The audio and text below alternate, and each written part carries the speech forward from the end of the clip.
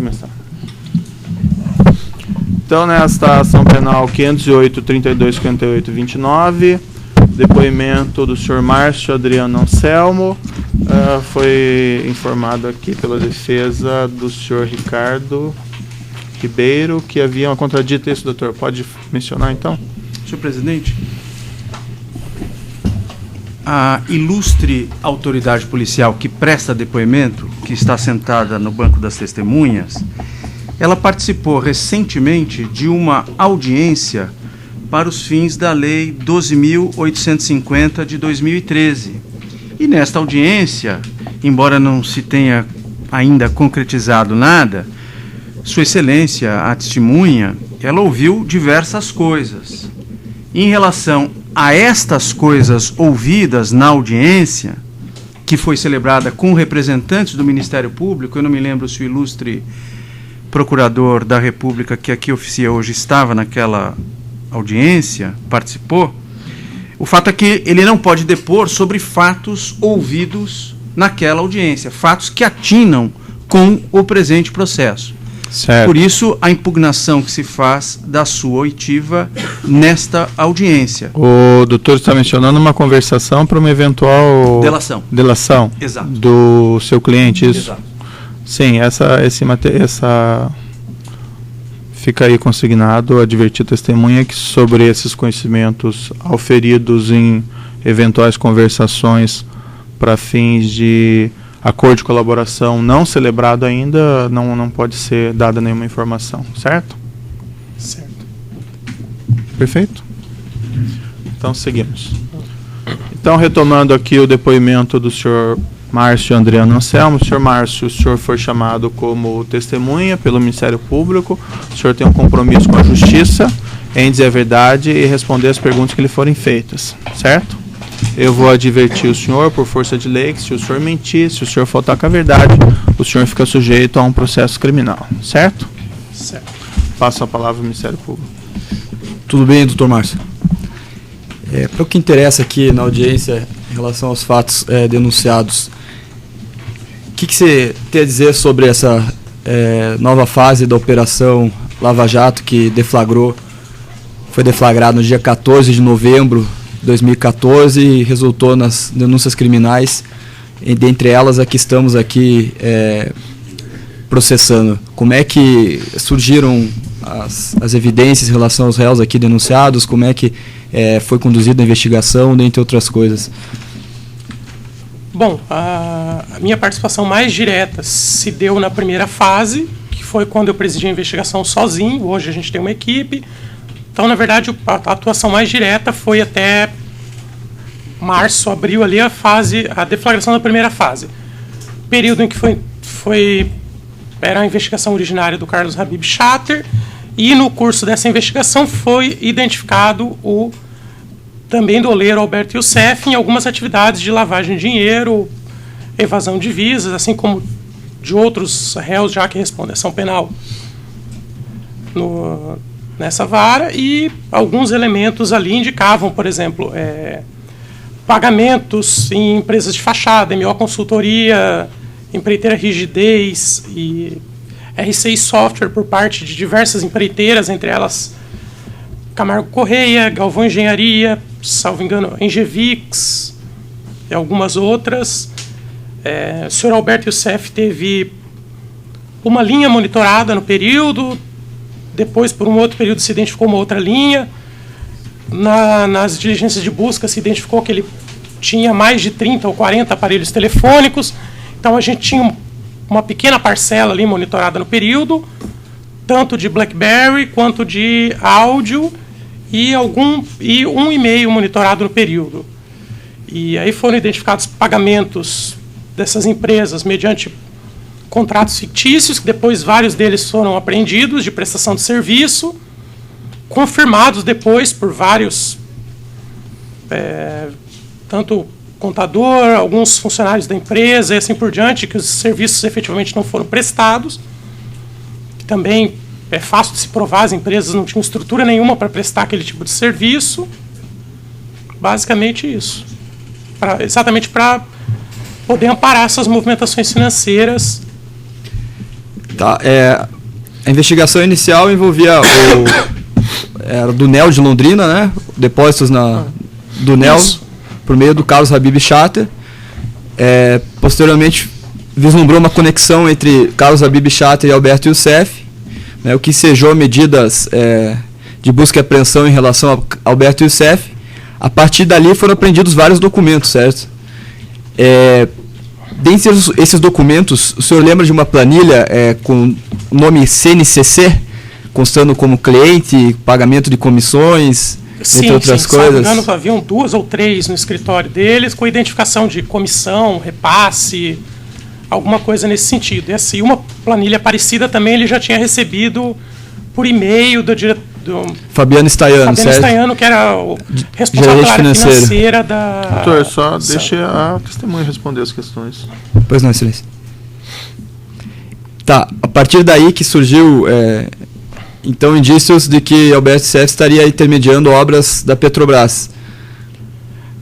Na verdade, a Petrobras, apareceu a primeira ligação com relação à caminhonete, que havia sido comprado pelo Alberto Youssef, em nome do Paulo Roberto, e alguns relatórios de inteligência financeira mencionavam movimentações da MO Consultoria, que no início a gente não sabia quem era o controlador da conta, e a gente só veio descobrir depois. Isso já por volta do início desse ano, dezembro do ano passado, que era o senhor Alberto Youssef. Então, os primeiros indícios de que havia uma conexão dessa investigação com desvios da Petrobras foi essa planilha apreendida e o veículo que o Alberto havia comprado para o senhor Paulo Roberto. O nome de Paulo Roberto Costa apareceu pela primeira vez durante essas interceptações telefônicas e telemáticas. Foram interceptações telemáticas de e-mail. Tá, a partir daí, houve abrangência da quebra da MO Consultoria, vislumbrou outras empresas, também prestadoras de serviços da Petrobras, que depositavam vultosos recursos nessa empresa de consultoria, isso? Foram identificadas a MO, a rigidez... Se você me permite, com a devida vez, são perguntas que induzem a resposta. Certo. Doutor, assiste razão aí à reclamação. As perguntas estão muito longas e afirmativas, né? Então, acho que tem que ser formulado de outra maneira. Quando que surge indícios da participação da UTC nesse caso de... A UTC, salvo engano, haviam contatos de BlackBerry com o diretor financeiro, alguma coisa assim, o Valmir Pinheiro, acho que é Valdir Pinheiro, alguma coisa assim, mantinha um contato frequente com o senhor Alberto Youssef. Vários funcionários visitavam com uma frequência considerável o escritório dele. Foram apreendidos diversos documentos, desde formação de sociedade em conta de participação, algumas, eu salvo engano, planilhas com identificação de nomes de funcionários. Tudo com o Alberto Youssef? No escritório e no apartamento do senhor Alberto Youssef, em São Paulo. Em relação à empresa Camaro Correia, a pessoa de Dalton dos Santos Avancini, o senhor lembra quando que surge esse nome na investigação da Lava Jato? Eu me recordo inicialmente do senhor Eduardo Leite, que ele foi mencionado numa conversa telefônica entre Alberto Youssef e, salvo engano, Márcio Bonilho. O senhor Dalton, não me recordo. João Auler? Salvo engano, haviam referências ou e-mails nos computadores da GFD. Salvo engano, não tenho certeza. Em relação ao Alberto Youssef, foram identificadas também pessoas responsáveis pelo envio de recursos em espécie para Alberto Youssef durante a investigação? Emissários de Alberto Youssef que tivesse finalidade? Não, foi identificado que ele tinha uma estrutura bastante organizada de funcionários ali que atuavam, por exemplo, com transporte físico de numerário, como é o caso do senhor Adarico Negromonte, o senhor Rafael Ângulo Lopes, o senhor Jaime, não me recordo do nome todo, que atuavam basicamente com transporte físico de numerário. Tá. Quando que o senhor Jaime surge na investigação? O que aparece em relação ao senhor Jaime? O senhor Jaime, a partir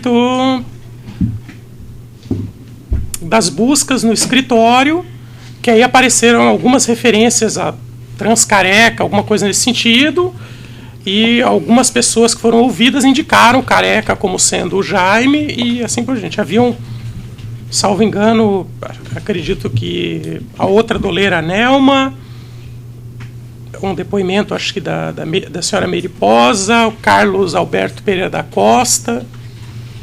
E o senhor Adarico? O senhor Adarico também, ele era funcionário do escritório da GFD, e da mesma forma, foi reconhecido tanto por outros funcionários, quanto pela contadora, ou por outros ali, como transportador de valores. Sem mais, excelência. Eu vou passar a palavra aos defensores. Se não houver nada, nenhuma combinação entre os senhores, pode ser na ordem da mesa. Pelo microfone. O correto, com a devida vênia, seria fazer pela ordem da denúncia. Isso é a ordem da mesa que o microfone ele passa, né? E as pessoas não têm que sair da mesa. Defesa. Eu peço que sempre declinem o representado antes das perguntas. Eu represento Dalton Avanci e João Auler. Boa tarde. Doutor, eu queria, em primeiro lugar, saber das questões da prova relativa ao BlackBerry. Então, em primeiro lugar, eu gostaria que o senhor explicasse passo a passo como é que foram as suas comunicações com a empresa estrangeira. O senhor era por ofício, por e-mail? Como é que o senhor se correspondia com a empresa estrangeira? Não, eu não estabeleci comunicação nenhuma. A gente tem isso é centralizado pela Polícia Federal em Brasília. Quando eu recebo a ordem, eu simplesmente anexo a ordem, digitalizo, preencho um formulário, encaminho para um setor específico da Diretoria de Combate ao Crime Organizado, e de lá eles fazem a tramitação com a empresa BlackBerry. Salvo engano, via escritório localizado em São Paulo, se eu não me engano. Muito bem. E aí quando... Quer dizer, então estou entendendo que esse escritório em São Paulo, em Brasília, não importa, esse escritório centralizado, na verdade, mandava a ordem para a empresa canadense e Ele o senhor... recebe e repassa para a empresa canadense. E como é que o senhor recebia isso? Recebia isso por meio de um sistema, são pacotes que são baixados e eles são abertos em formato de texto. Sei, mas o senhor recebia o quê? Um CD? Não, uma ele mídia? vem por conexão à internet, é uma espécie de um download. É um download. Sim. Não posso dizer tecnicamente, porque eu não sou técnico em informática, mas basicamente é um download que você faz de pacotes de mensagem. Então o senhor recebeu inúmeras mensagens, ou só as mensagens dos alvos? Como é que foi feita a seleção das mensagens que foram para os autos, por exemplo? Os autos foram todas. Mas essas mensagens vieram em português, da empresa canadense? Não, as mensagens são as comunicações entre os... Eu não estou entendendo que tipo de mensagem que o senhor está questionando.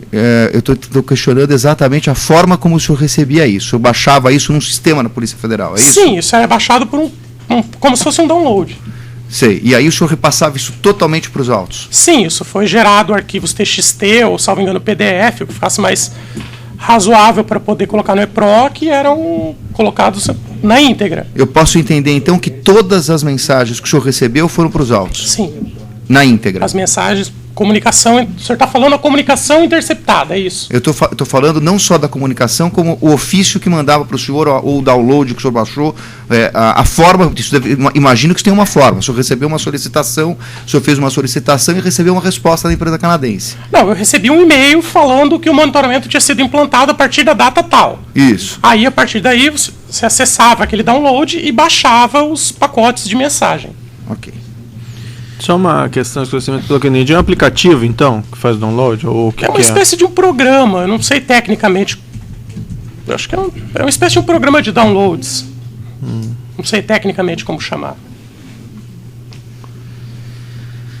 Minha pergunta é especificamente se houve seleção por parte da Polícia Federal do que foi para os autos, ou se está tudo nos autos. Todo o material que o senhor recebeu está nos autos, então não houve seleção. Não, o material que foi monitorado está integralmente nos autos. Ok. Com relação aos ofícios que o senhor enviava para a operadora Vivo, este meritíssimo juiz, quando proferiu a decisão de quebra de sigilo telefônico, ele autorizou que todas as comunicações entre a Polícia Federal e as operadoras fossem feitas diretamente. Eu pergunto, por que as comunicações feitas pela Polícia Federal e as operadoras não estão nos autos? Não, senhor, basicamente, quando é decretada uma interceptação, a companhia disponibiliza que é chamado de vigia, mas é um sistema que você acessa ali, e ali você tem acesso, por exemplo, a extrato de ligação, herb. Isso, teoricamente, só foi juntado quando era necessário. Mas extrato de ligação, nunca vi necessidade disso ser juntado aos autos. Não, e as correspondências entre a Polícia Federal e a Vivo, não tiveram? Não, tem um ofício encaminhando a ordem judicial. E não exemplo. tinha algum ofício respondendo? Não teve nenhuma intercorrência com a Vivo que motivasse uma resposta por ofício para vocês? Não, algumas companhias mandam, ou mandam para nós, mandam diretamente para o juízo, depende da situação. Mas geralmente elas comunicam que foi implementado. Entendi. Só isso. Vocês receberam uma senha das operadoras para poder acessar o sistema de cadastro de usuários? Isso depende da operadora e depende por exemplo, se for interceptação de fixo ou móvel e assim por diante. Mas geralmente você tem o sistema vigia, você acessa e ali depende de cada operadora, tem um mecanismo de você trabalhar com ela. Então, mas o senhor poderia explicar quais são esses mecanismos? Pelo que eu me recordo, na verdade eu não lido diretamente com isso, são os analistas que utilizam os sistemas, mas basicamente, pelo que eu me lembro, salvo engano, a Nextel, que teve vários terminais monitorados, ela te dá, automaticamente ela já vai gerando PDFs ou tabelas com os dados cadastrais e lista de contatos, herbs e assim por diante. A TIM, salvo engano, ela dá só o extrato, dado cadastral você pede pelo sistema. A Vivo, acho que é da mesma forma, ela disponibiliza o acesso ao extrato, porque no Guardião você só tem a ligação e a data, você não tem o interlocutor. Aí para você saber o interlocutor, o número que ligou, você tem que acessar o extrato, pegar o horário e identificar. Deixa eu ver que outra operadora que teve interceptação telefônica. Vivo, TIM, Nextel... Não sei, acho que é isso, mais ou menos. Depende de cada operador. Com base nessa descrição que o senhor está fazendo, a minha pergunta objetiva é a seguinte. Se eu quiser saber quais os dados cadastrais levantados pela Polícia Federal ao longo das interceptações, eu descubro? Eu acredito que sim. Ele deve ficar registrado nesse sistema vigia. Vigia das operadoras? Sim, esse sistema é feito no sistema da operadora. E isso é feito eletronicamente, quando, por exemplo, a Nextel, que o senhor disse? É eletrônico, é um sistema aí o senhor manda uma mensagem, o senhor acessa uma espécie de uma área restrita do site e lá o senhor tem acesso ao extrato. E aí pode... O senhor solicita, por exemplo, o dado cadastral. Entendi. Muito obrigado. No evento 194, eu tenho o número aqui dos autos, eu vou registrar só por conta da audiência, é um número enorme, 5049, 59 793, 2013, 404, 7000. Nesse evento, existe uma resposta de uma operadora, depois da deflagração da operação, diga-se de passagem, em que a operadora diz para a Polícia Federal que ela não pode fornecer a identificação de uma determinada pessoa. Isso, na verdade, não é um ofício, é, na verdade, uma cópia de um ofício que foi juntada no relatório da Polícia Federal, em que consta esse trecho dessa comunicação entre a Polícia Federal e a operadora. E a operadora diz o seguinte: esse telefone eu não posso fornecer. Favor fazer uma consulta a um sistema especial. Eu queria entender o seguinte: a partir do momento que o senhor tinha determinação de quebra de sigilo telefônico de todas as pessoas investigadas, o senhor manda para a operadora um determinado número, ela responde que não vai dar, isso não gera uma providência da Polícia Federal? Por que a operadora descumpre isso? Não, em alguns casos é normal, corriqueiro, até às vezes elas fornecem uma mensagem de resposta falando que não fornece o cadastro, alguma coisa nesse sentido. Não é a primeira vez que isso acontece. E quando acontece, qual a providência que vocês tomam? Depende, ou você representa para o juízo para pedir, alguma coisa nesse sentido. Mas alguma coisa é feita, porque Depende da importância daquele dado. Na verdade, hoje em dia, eu saber dado cadastral de um telefone, para mim não significa nada, porque se você for analisar dos telefones monitorados, acho que nenhum estava em nome do titular. Então, dado cadastral de um telefone, e às vezes a operadora só responde com aquele tipo de informação. entendi. Então esse tipo de resposta é normal das operadoras. Eu já vi algumas vezes. Muito bem. O senhor mencionou a questão da Camargo Correia quando estava respondendo para o doutor procurador.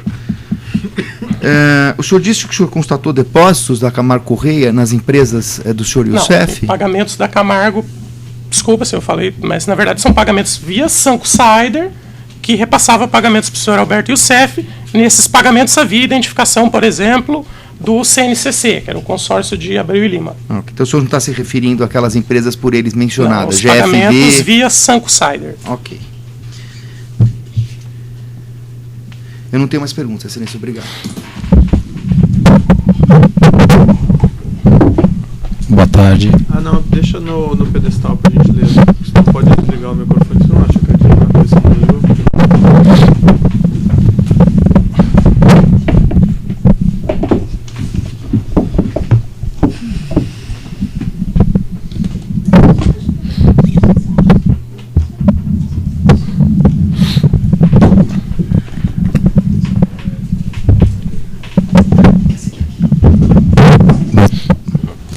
Boa tarde.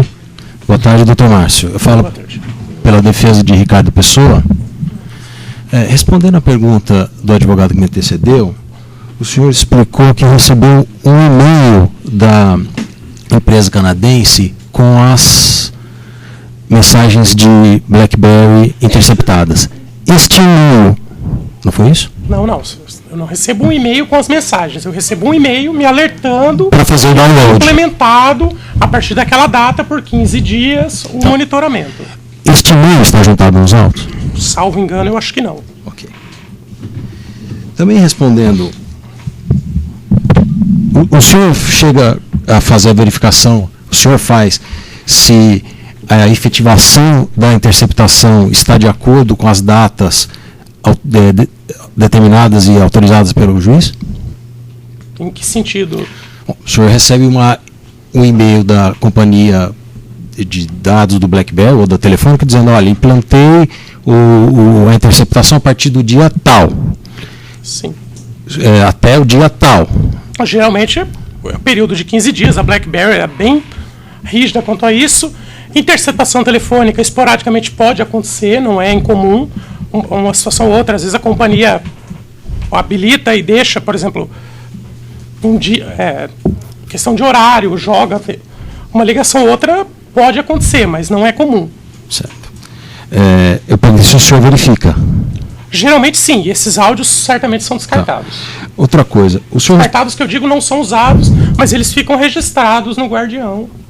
Quais dados ficam? Por exemplo, se vier uma ligação fora do período, digamos que o monitoramento venceria hoje meia-noite, a companhia mandou uma ligação meia-noite e 20, essa ligação está lá. Eu não tenho o poder de deletar do Guardião. Perfeito. Mas, via de regra, o monitoramento ocorre, o período. Geralmente eles são bastante corretos em relação a essa questão de prazos. Perfeito. O senhor também respondeu que as companhias telefônicas também enviam ofícios, às vezes, disse o senhor, para a polícia e às vezes para o juízo, comunicando as datas de início e término das interceptações e prorrogações, certo? Sim. Esses ofícios estão juntados, o senhor juntou os que o senhor recebeu, o senhor juntou nos autos? Não. Não tive o costume. Geralmente constava, no início da apresentação dos relatórios, o período do monitoramento. Tá. Outra coisa, respondendo também a pergunta do advogado que me antecedeu, o senhor se referiu sobre os dados cadastrais, que no caso das operadoras Vivo e TIM, o senhor, por meio de um sistema, o senhor disse que não é o senhor que faz isso, são analistas, certo? O senhor, enfim, tem-se acesso a extratos. Que extratos são esses? Quando a decisão judicial dá acesso a extratos, você tem lá um extrato telefônico do período que está monitorado, por exemplo. Ligação, data, hora, Se tiver contemplado na decisão a herb e o número chamado, duração da ligação e horário. Só para eu entender, porque nós temos uma questão que é específica sobre isso, Dr. Márcio. Esse extrato é o extrato de todas as ligações que aquele alvo fez e recebeu dentro do período interceptado? Bom, na verdade, é praticamente um extrato online. Cada vez que você entra, ele vai te dar do período monitorado ali. Se eu entrar no primeiro dia, vai ter um dia. Se eu entrar no 15º dia, eu vou ter 15 dias de extrato. Esses extratos que o senhor tem acesso, o senhor junta nos autos? Não. É por meio desses extratos que o senhor tem acesso aos dados cadastrais dos interlocutores do alvo? Não, esse extrato ele não te dá dados cadastrais. O que para a identificação do cadastro do interlocutor do alvo? O senhor expede um ofício para as companhias ou isso Geralmente tem o próprio sistema da companhia, ele tem uma área lá que você informa, você indica a ligação e ele te retorna com o cadastro. Quando esse cadastro que eles retornam com os dados cadastrais do interlocutor do alvo, o senhor junta nos autos? Se tiver relevância, sim. Tá. E fica o registro lá? Sim. Tá. Outra coisa. O senhor sabe dizer quantas mensagens de BlackBerry Message foram interceptadas? Não. Tá. Tanto nas interceptações telefônicas como nas mensagens de BlackBerry, cada áudio ou cada mensagem, quando aportaram nos autos, vem com um número chamado ID em cima. O que é aquele número? Não sei dizer. Quem é que sabe? Técnica, possivelmente algum responsável pela RIM. Isso é só no caso da RIM? Os analistas, quem são os